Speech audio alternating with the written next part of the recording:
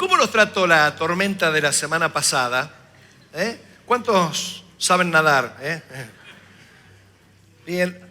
¿A cuántos esa tormenta tan fuerte les inundó la casa? A ver, ¿alguno? Ahí, uno. ¿A cuántos les llovía el techo? A ver. Sí.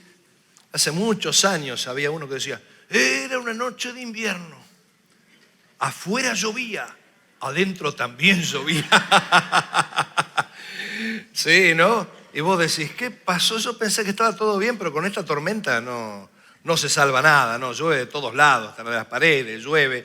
Bueno, y ahí te das cuenta que hay que hacer algunas reparaciones en el techo, pero quiero contarte una historia que vos la recontra conocés, que era de un techo que tuvieron que romper. Pero ese techo roto nos deja algunas lecciones, por lo menos 3 lecciones que en esta mañana quiero dejar bien marcadas para poner las cosas en su lugar. Marcos capítulo 2, versículo 1 al 12, dice, entró Jesús otra vez en Capernaum después de algunos días y se oyó que estaba en casa. E inmediatamente se juntaron muchos de manera que ya no cabía ni aún a la puerta y les predicaba la palabra. Entonces vinieron a él unos trayendo un paralítico que era cargado por 4. Y como no podían acercarse a él a causa de la multitud, descubrieron el techo de donde estaba y haciendo una abertura, bajaron el lecho en que yacía el paralítico. Al ver Jesús la fe de ellos, dijo al paralítico, hijo, tus pecados te son perdonados. Estaban allí sentados algunos de los escribas, los cuales cavilaban en sus corazones. ¿Por qué habla este así? Blasfemias dice. ¿Quién puede perdonar pecados sino solo Dios? Y conociendo luego Jesús en su espíritu, que cavilaban de esta manera dentro de sí mismo, les dijo, ¿por qué caviláis en vuestros corazones? ¿Qué es más fácil decir al paralítico, tus pecados te son perdonados? O decirle, levántate, toma tu lecho y anda. Pues para que sepáis que el Hijo del Hombre tiene potestad en la tierra para perdonar pecados, dijo al paralítico, a ti te digo, levántate, toma tu lecho y vete a tu casa. Entonces él se levantó enseguida y tomando su lecho salió delante de todos, de manera que todos se asombraron y glorificaron a Dios diciendo, nunca hemos visto tal cosa. Qué historia maravillosa esta, ¿no? Estaba Jesús en la casa. Varias veces uno escucha predicaciones sobre este texto, ¿no? Y uno dice, ¿quién habrá sido el dueño de casa? Pobrecito, le dejaron un agujero en el techo. Todos contentos, todos felices, el paralítico caminando, los amigos contentos que no tenían que cargarlo, la gente maravillada, los fariseos y los escribas un poco embroncados, pero el dueño de la casa con el techo roto. ¿Qué habrá pasado? Bueno, aparentemente sería alguno de los discípulos, porque no nos dice que entró en una casa, sino que Jesús estuvo de gira por todo Judea, después Galilea, y volvió a la casa que era la base de lanzamiento, de donde hacía pivot para predicar y salir a otros lugares. Así que era la casa conocida. Tal vez era la casa de Pedro, de Andrés, de Jonás, el padre de ellos, o de Jacobo, Juan, o Zebedeo, el padre de ellos, quién sabe, de alguno de los discípulos, porque era la casa donde estaba. Ya la gente sabía que si Jesús paraba en algún lugar, era en esa casa. ¿Y qué estaba haciendo en esa casa? Estaba predicando la palabra. Es decir, no es que la gente iba a un sanatorio, un policlínico espiritual, donde le dolía el brazo y salía con el brazo sanado, sino que la gente podía recibir algún milagro, pero nadie se iba sin escuchar la palabra que Jesús predicaba. Pero ya conocemos la historia, lo bajan del techo, el Señor le perdona los pecados, lo sana, de pronto no entraba un alfiler, pero se hizo todo un pasillo en el medio que lo veían caminar al paralítico, un milagro tremendo que suele ocurrir también en nuestros días, en el nombre del Señor, y todo queda bárbaro, pero hay al menos 3 lecciones que me gustaría resaltar en esta mañana, antes que disfrutemos del hermoso domingo que Dios nos dio. Y la primera de estas lecciones es que a veces la fe no sana. por favor, deja la piedra en el piso, no me la tires. Uno está mirando con cara de odio, el otro le dice, vieja, vámonos, este no es nuestro lugar. ¿Por qué te lo digo? Déjame explicártelo. En primer lugar, Jesús no vio la fe del paralítico, vio la fe de los amigos, ¿no? Siempre aparece algún amigo de Job. ¿Tenés amigos de Job vos? Los originales se murieron hace rato, gracias a Dios, Dios tenga la gloria y no los devuelva, porque con amigos como los de Job no hacen falta enemigos, pero de vez en cuando resucita alguno de esos y viene y vos de pronto no recibiste el milagro y te dice, te faltó la fe, ¿viste? Con ese área de superioridad, te faltó, como si fueran expertos en fe, ¿no? Así que el bullying evangélico existe. Existe el bullying evangélico. Pero no tuviste fe, que es el único que nos puede tratar de pocofémetros es el Señor. Nadie más nos puede, qué poca fe que tenés. No. Nadie sabe la fe que uno tiene. Pero lo cierto del caso es que cuando alguno te dice, qué poca fe, vos acordate de este pasaje y le decís, fenómeno, tengo poca fe. ¿Y tu fe? Porque los amigos del paralítico tuvieron fe y él se sanó. No tuvo fe el paralítico. Así que nadie te acuse de poca fe si no recibís sanidad, porque en ese caso tendría que tener fe esa persona, si las cosas así funcionaran. Ahora, la fe que Jesús vio en los amigos fue una fe que sirvió para el perdón de este hombre, una fe que permitió que el paralítico fuese a los pies de Jesús. Hace algún tiempo me tocó charlar, estaba tomando un café con un siervo de Dios, un tremendo siervo de Dios, muy usado con la palabra de Dios, muy usado en muchas cosas tremendas, pero él me decía, en esa charla de amigos, la frustración que tenía, decía, ¿cómo me gustaría tener la fe para que se levanten muertos, para que se sanen enfermos? Pero pocas veces me toca ver esto e inmediatamente es como que el Espíritu Santo me dio esa palabra y me dijo, bueno, pero te dio la fe de los amigos del paralítico para que mucha gente llegue a los pies de Jesús. A veces hace falta fe para este tipo de cosas, ¿no? La fe de los amigos no tuvo directamente que ver con el milagro. Y vos me dirás, pero ¿cómo si recién hemos leído en Santiago, está alguno enfermo, llame a los ancianos y orando le ungen con aceite y la oración de fe salvará al enfermo y el Señor lo levantará? Es decir, ¿qué está planteando? Justamente utiliza un paralelismo, la oración de fe salvará o sanará al enfermo, significa lo mismo, pero con un elemento en el medio que es el más importante, el Señor es el que lo levanta. O sea que no es la fe en la sanidad, sino la fe en el Señor que sana. No es la fe de Palito Ortega, acordate, ¿no? Así que la fe no actúa para sanar, sino que la fe actúa para acudir a Jesús. Por eso, cuando Jesús estuvo por Nazaret, y dijeron, no es este el hijo del carpintero, no conocemos a sus hermanos, no pudo hacer muchos milagros ahí por la incredulidad que había. Y la palabra que utiliza para incredulidad es una palabra griega, no vas a ir al cielo por aprendértela, es la palabra apistis, pero ¿qué significa? Bueno, a es privativo, pistis es fe, sin fe. No había fe, entonces no es que Jesús decía, pero no me tienen fe estos, no lo puedo sanar. No es que la gente iba y salía, regresaba enferma. Directamente no iban a Jesús. Decían, no, si ¿quién es? Entonces no voy, no me acerco.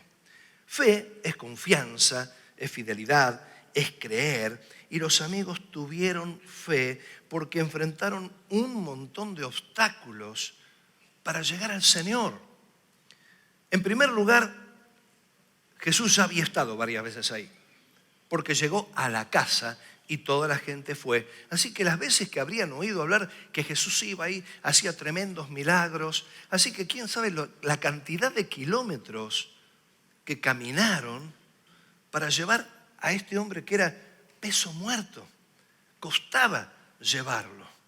Y tuvieron que caminar y me imagino, con el calor, estarían ahí cargando y alguno estaría pensando, ay, ojalá que lo sane porque no sé si voy a tener fuerzas para regresar. y para cargarlo. Es decir, hablando en criollo, sacaron pasaje de ida, confiando en que la vuelta Dios la iba a proveer, ¿no? ¿Alguna vez sacaste pasaje de ida? Eso es tener fe. Sabiendo que el Señor después te va a hacer volver. Abraham sacó solo el pasaje de ida, iremos, pero volveremos. Es decir, esta era la situación, camino largo, y se encuentran con toda una multitud. Y me imagino, si Jesús estaba en el centro de ese arco que se formó a la entrada de la casa, en las partes externas de ese arco de gente que se formó, ese abanico de personas, primero estarían permiso, pero en la medida que se iban acercando al centro, se iban las personas achicando el espacio entre ellos, hasta que en la puerta nadie podía pasar porque estaban ahí apiñados. Y estos muchachos no dijeron, ponele que el paralítico se llamara Juancito, mirá Juancito, perdoná, pero hasta acá llegamos. Te dejamos acá, grita fuerte que no te pisen y después que alguno te traiga, hoy Juancito hicimos lo que pudimos y bueno, volvamos. No se dieron por vencidos. ¿Por dónde habrán subido al techo de la casa si había tanta gente que no podían ir? Y yo me imagino la casa con puertas, ventanas y quizás ventanas en los costados, quizás. Entonces, donde había ventanas, donde había alguna apertura, ahí estaba la gente agolpada. Porque las aberturas eran las que permitían tener ese contacto con Jesús. Entonces me los imagino cargando, dando vuelta, hasta que se dan cuenta que había un lugar donde no había abertura, la parte de atrás de la casa. Y donde no hay aberturas no hay gente porque no hay contacto con Jesús. Así que lo van cargando. ¿Cómo habrán hecho para cargarlo? No era una azotea, no era una terraza, era un techo. Lo descubren, sacan el barro con el que se formaba esa capa que trataba de impermeabilizarlo. Van sacando los baldosones de piedra, los van corriendo. Estarían con las uñas rotas, estarían con las manos ampolladas de cargarlo, de llevarlo, de subirlo, quizás en carne viva, pero no se dieron por vencidos. Subirlo.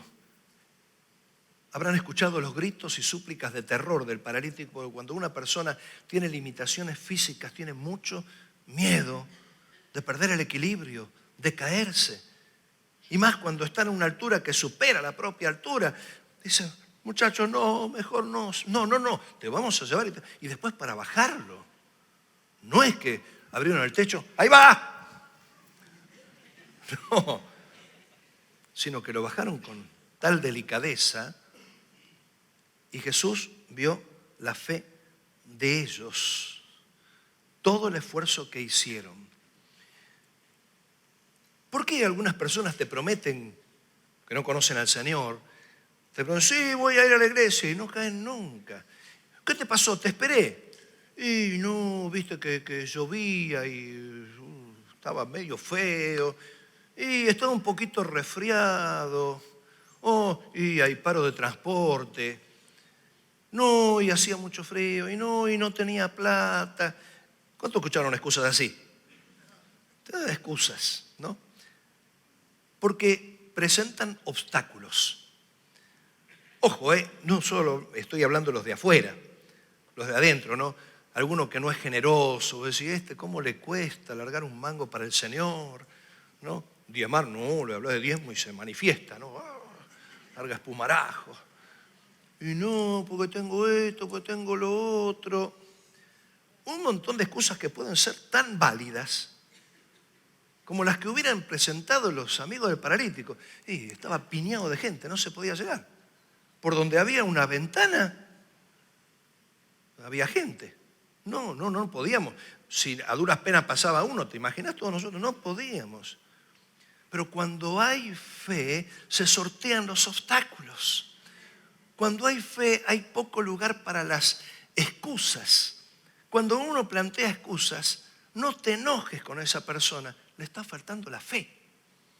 No tiene esa fe que dice, voy a enfrentar el obstáculo que sea con tal de ir a Jesús. Pero acuérdate, no siempre la fe es para sanar una enfermedad pero siempre la fe es para acercarse a Jesús.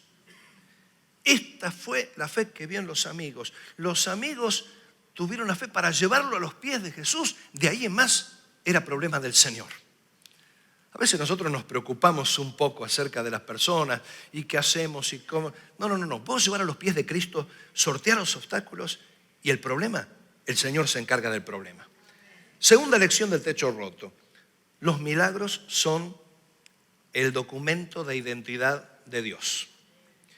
Cuando dudaron del perdón de Jesús, estaban con una idea los escribas, los expertos en religión.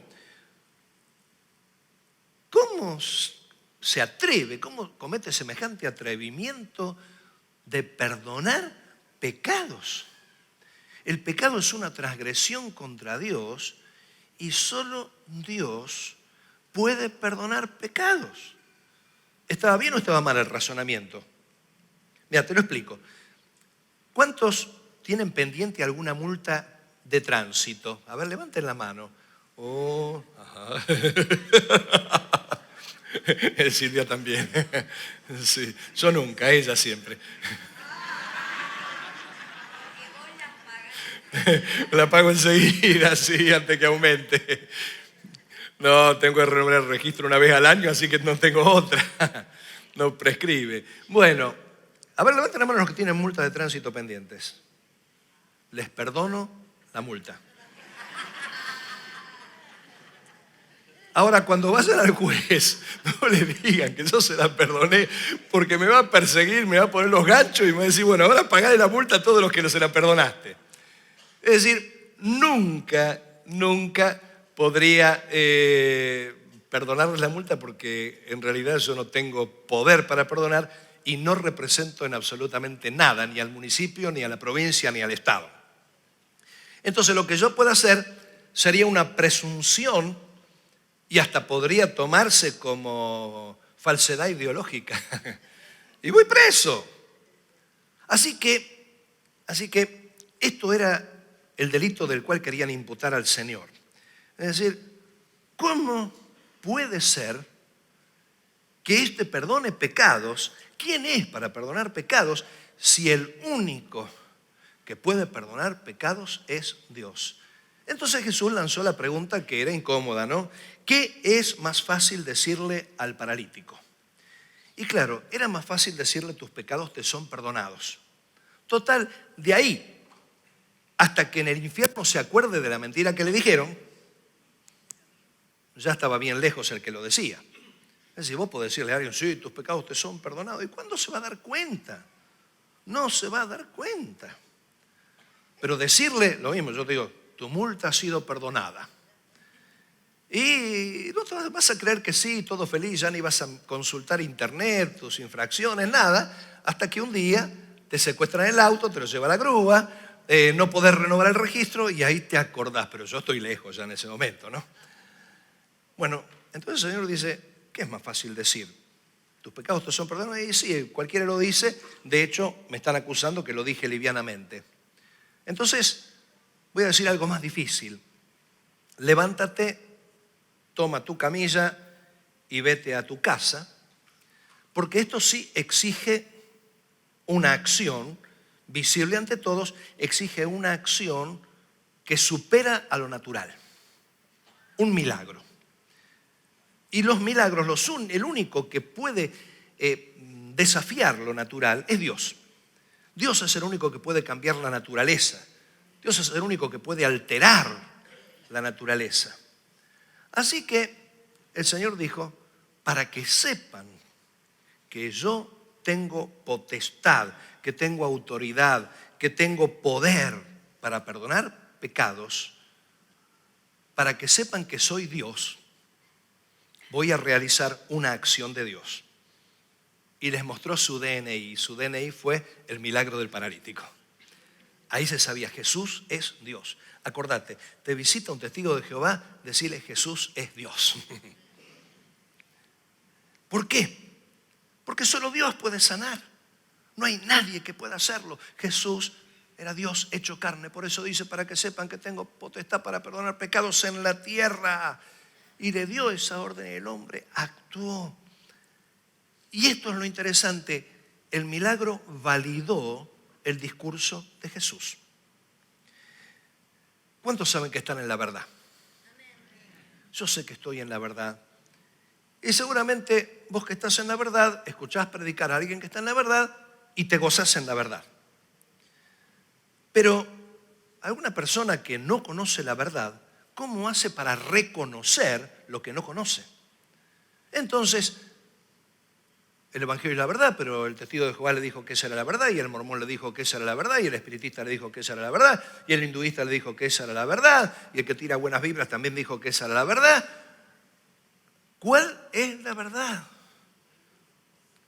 Si la verdad no va acompañada de un evento poderoso, no es más que una filosofía.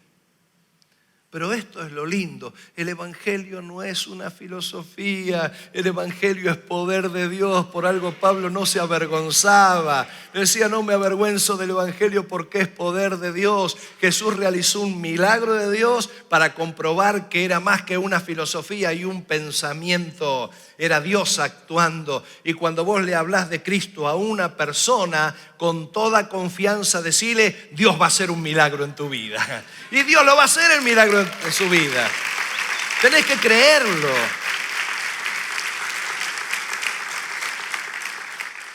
A veces somos tan prudentes que tenemos miedo de meter la pata, ¿no? ¿Y si no lo hace? ¿Y si no lo hace? ¿Te vacunaste alguna vez? La palabra vacuna. Me encantan las vacunas. ¿Salió una nueva vacuna? Vamos a aplicarnos la vacuna. Y siempre está la pregunta, ¿no? ¿Y si me hace una reacción? ¿Y si no resulta? Entonces uno tiene que depositar cierta confianza, ¿no? Fe. Es decir, y bueno, creamos lo que me dicen. Bueno, esto pasa cuando vos le hablas a una persona de Cristo. La persona va a decir, sí, es muy razonable, es muy inteligente, pero ¿sabes qué? El Evangelio tiene una lógica tremenda, pero cuando se habla de lógica siempre hay capacidad de duda. La duda es algo maravilloso porque nos permite que no nos vendan buzones. Hay aspectos importantes de la duda, pero muchas veces esta duda nos puede jugar en contra cuando nos ponemos medio paranoicos y decimos, ¿y si hay alguna trampa en todo esto?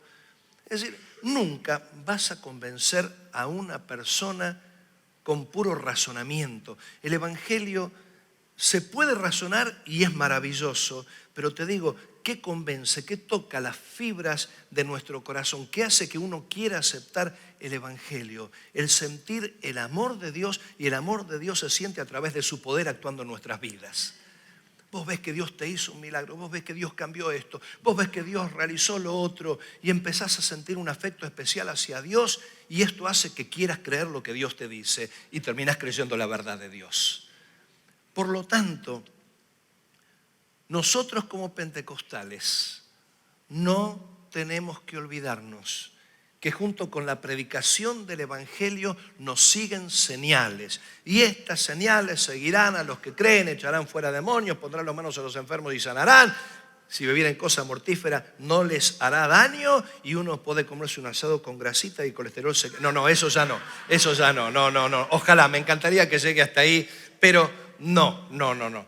Pero tenés que tener la confianza que cuando predicás el Evangelio, estas señales te siguen. Cuidado, el Evangelio no es un sanatorio, un policlínico espiritual donde te duele la muela, venís acá, donde te salió un callito y venís acá, y donde venís acá cada vez que te duele la cabeza. No. Esto no es así, sino que el milagro es siempre para mostrar la gloria de Dios. Y te digo por qué. Porque vos podés recibir un milagro, Dios puede sanarte, pero tarde o temprano, esta es la parte que no le gusta a nadie escuchar, tarde o temprano te vas a enfermar y te vas a morir. Un amén ahí. Y de pronto todas las cabezas se dieron vuelta. Pero es así, ¿o no? No te gusta mucho la cosa, ¿no? No te gusta mucho la cosa. Pero es así. Lo importante es el aspecto espiritual, lo que Dios hace en nuestros interiores. Y acá viene entonces la tercera lección del techo roto. La salvación sigue siendo el mayor de los milagros. Cuando Jesús observó todo el trabajo que hicieron los amigos del hombre imposibilitado, encontró fe en ellos y frente a la fe le dijo lo más importante que ese hombre pudo oír en toda su vida, que sus pecados le eran perdonados. Otras frases las podía oír de cualquiera, pero esa frase solamente podía venir de Dios. Por eso fue la frase más importante que escuchó. Porque cualquiera podía desearle buenas cosas, bendecirlo, montones de cosas, pero como bien dijeron los escribas, solo Dios podía hacerlo. Y él se encontró con ese trato directo de Dios. Jesús hizo el milagro simplemente para que supieran que su perdón era válido. No es que el paralítico salió caminando diciendo, qué bárbaro, me sanó. O sea que Jesús le dice, tus pecados te son perdonados. ¿Cómo perdón? Mirá, para que veas que esto es verdad, lo voy a sanar. Y se sanó. ¿Con qué se quedaba el paralítico? ¿Con la sanidad o con el perdón de los pecados? La sanidad era simplemente la comprobación. La sanidad era la que mostraba que esto venía de parte de Dios. ¿Cuántas personas acuden a Jesús esperando un milagro, una sanidad, pero después siguen su camino? Después hacen su propia vida. Los otros días estaba ahondando en un texto de los evangelios, y creo que no hacía mucho lo había predicado, que está intitulado El joven rico, que nunca se sabe cuán joven era. Pero le dice, maestro, bueno, ¿qué bien haré para heredar la vida eterna? Y Jesús le dice, los mandamientos sabes, y en alguno de los evangelios se los enumera, y dice, todo lo guardé desde mi juventud. Una cosa te falta, vende todo lo que tienes y dalo a los pobres y tendrás tesoro en los cielos. Y el rico se fue muy triste porque dijo, ay, yo tengo mucha guita, ¿cómo hago con esto? Estoy muy aprovisionado y si me desprendo de esto. Y Jesús dice, qué difícil que es que alguien que confía en las riquezas, que se apoya en las riquezas literalmente, que considera que las riquezas son su medio de vida. Ay de ellos, es más fácil que un camello entre por el ojo de una aguja. Pero hay algo interesante en la frase que le dijo el muchacho. ¿Qué bien haré para heredar la vida eterna? Y ahí el Señor me mostró algo que lo tuve siempre delante de los ojos y nunca me di cuenta. El joven rico no le interesaba la salvación, le interesaba la vida eterna. ¿Sabes para qué? Para seguir disfrutando de la riqueza. Quería vida eterna para poder disfrutar de las riquezas. Y te digo, la eternidad. ¿Cuántos quieren tener vida eterna? Hasta los ateos quieren tener vida eterna, ¿o no? Vos le dices a un ateo, ¿te gustaría vivir eternamente? Decime, ¿cuál es el secreto? ¿Qué tengo que tomar? Es decir, cualquiera quisiera tener vida eterna. Muchachos, le pidieron que cualquiera quisiera. Ahora, la eternidad sin Cristo es el infierno. Podés vivir una vida eterna, pero si la vivís sin Cristo es un infierno. De nada sirve tener beneficios de Dios si seguimos distanciados de Él, obviamente, si no caminamos con Él, si no nos interesa su voluntad, si ni siquiera nos interesa conocerlo. Imagínate si vas por la calle y un tipo te dice, mira, no me importa quién sos, ni cómo te va, ni nada. Lo único que te pido es que me des 1.000 pesos. Y vos lo vas a mirar de arriba y de abajo. Y por ahí decís, bueno, está bien. Me das 1.000 pesos. Gracias, si te he visto no me acuerdo. Me lo llevo, no te debo nada y ni me importa quién sos ni cómo te va. Si hubieras sabido que te iba a salir con eso, ¿se lo hubieras dado los 1.000 pesos? Ya sé, soy cristiano, yo doy la otra mejilla, todo, pero naturalmente se lo darías.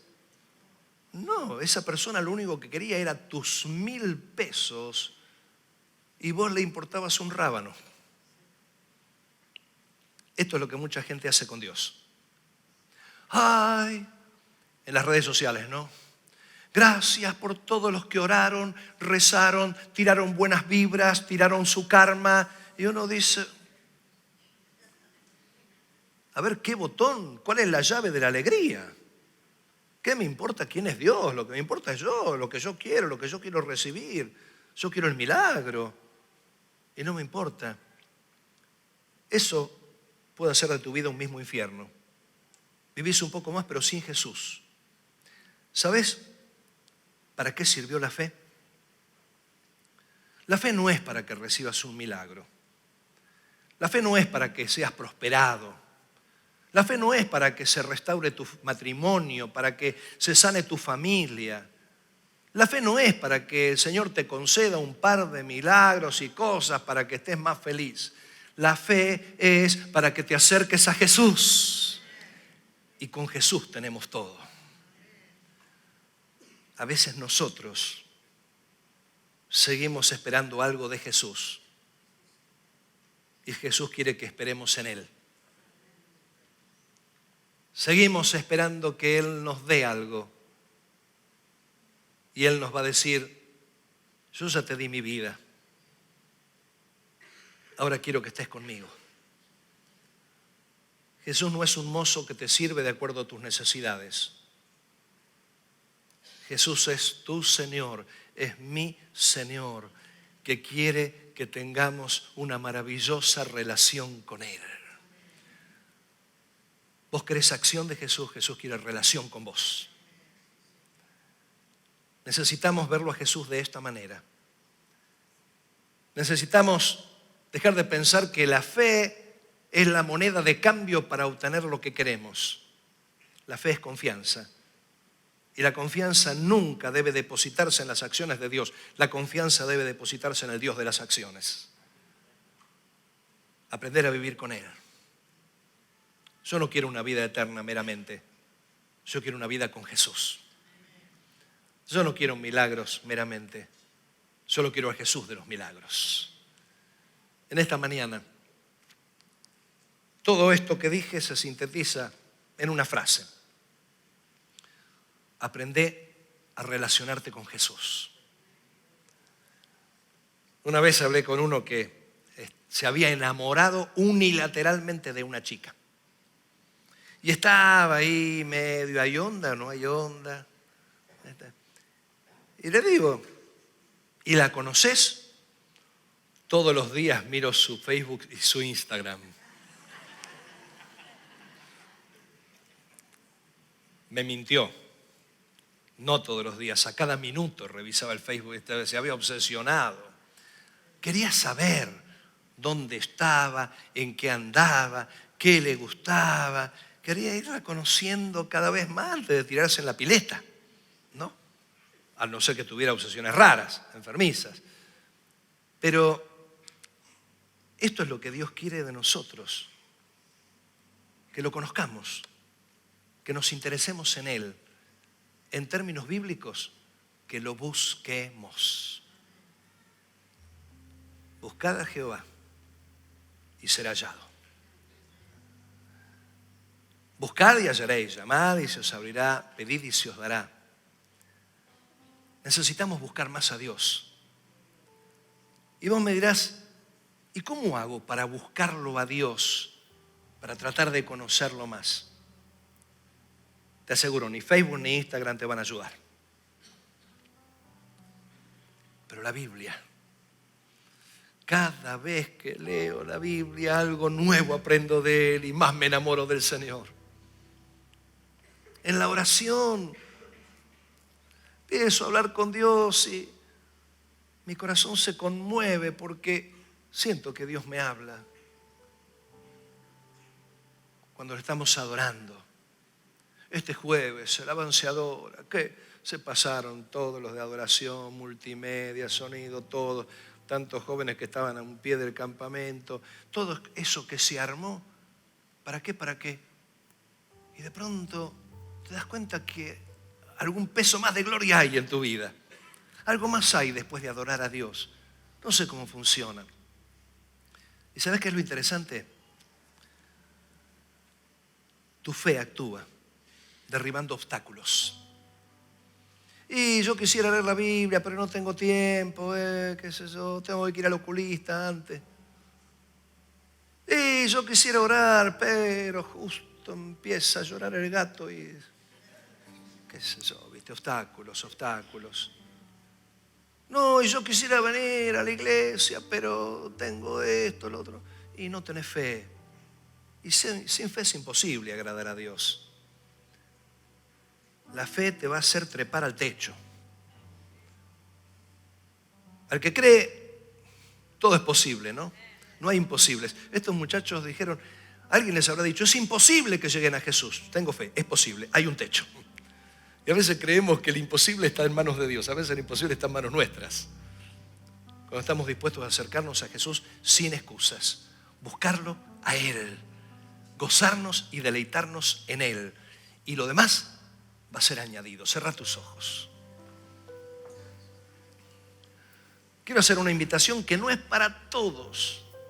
Por favor, no quiero que mecánicamente te levantes porque se levantaron los demás. ¿Querés tomar la decisión de buscar más a Dios? ¿Querés tomar la decisión de relacionarte más con Jesús? Ahí lo vas a conocer más. Vas a experimentar algún milagro y te vas a dar cuenta como nunca que estás viviendo la maravillosa verdad del Evangelio. Simplemente tener fe. Buscar a Dios con fe. Porque Él es galardonador de los que le buscan. Acercarnos con confianza al trono de la gracia. Sabiendo que si sorteamos los obstáculos, logramos estar cerca de Él. ¿Querés tomar la decisión de dar un paso más cerca de Jesús? En mi tiempo de recién convertido había una canción, un paso más de fe. Era mezcla marcha, mezcla de tango, marcha, qué sé yo. Pero la verdad que de vez en cuando tenemos que dar pasos más de fe. Pero no un paso más de fe hacia la sanidad, hacia esto. Va a venir. Un paso más de fe para acercarme a Jesús. A los primeros cristianos o a los primeros discípulos se les llamaba cristitos, que con el tiempo se empezó a cambiar la traducción y se le dice cristiano. Pero si sos cristiano, en realidad sos como un cristito. ¿Por qué? Porque te ven seguidor de Cristo como una réplica de Jesús. Y a veces nos ven por la calle con algunas reacciones, viendo un partido de fútbol de tu equipo favorito, y haces lo que Cristo nunca hubiera hecho. ¿Te vamos a condenar por eso? No, pero tenés que dar un paso más. Tenés que acercarte más a Jesús. Tenés que dejar de preocuparte en las cosas cotidianas y preocuparte por conocerlo más al Señor. Si querés tomar esta decisión de acercarte más a Jesús, ahí sí recién ponete de pie.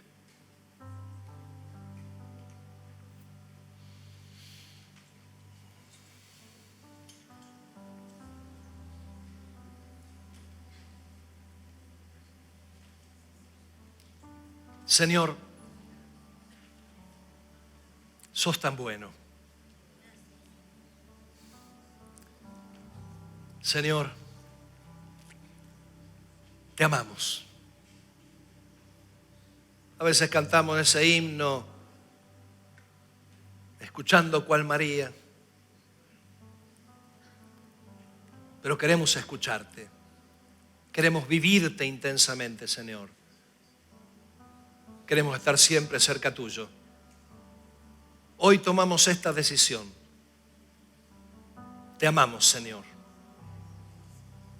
Y no queremos apartarnos.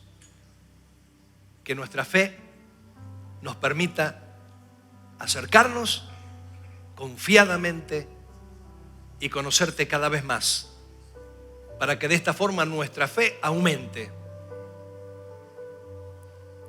Que nuestro amor por tu palabra cada día crezca más, para que nuestra fe aumente. Que nuestra comunión de los santos se intensifique más y que así nuestra fe aumente. Señor, te amamos y queremos dar un paso más cerca tuyo. En el nombre de Jesús. Amén. Que Dios te bendiga, tengas un hermoso domingo y una semana de victoria cerca de Jesús.